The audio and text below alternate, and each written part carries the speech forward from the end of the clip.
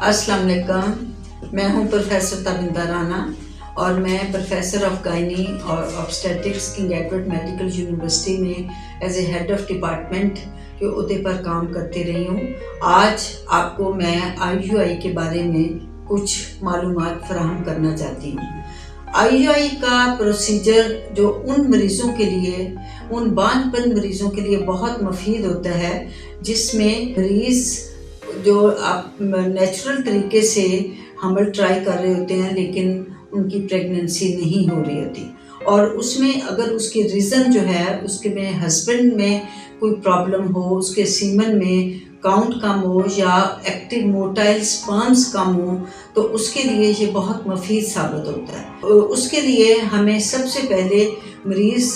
जब हमारे पास आता है कंसल्टेशन के लिए तो हम सबसे पहले उसका ट्यूब का टेस्ट करवाते हैं, और अगर ट्यूब्स उसके बिल्कुल ठीक हों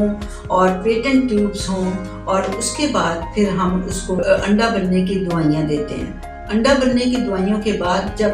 माहवारी का 13वां दिन होता है तो उसमें हम अल्ट्रासाउंड के लिए ये पता करते हैं कि उसका अंडा मैच्योर हो गया कि नहीं। तो जब अंडा मैच्योर हो जाता है तो फिर उसको हम इंजेक्शन लगा के अंडा रिलीज़ करवाते हैं, और 24 घंटों के बाद उस जब मरीज़ को दोबारा बुला के वापस तो हस्बैंड का सीमन का सैंपल लेके उसको लैब में इस तरीके से प्रिपेयर करते हैं कि उसमें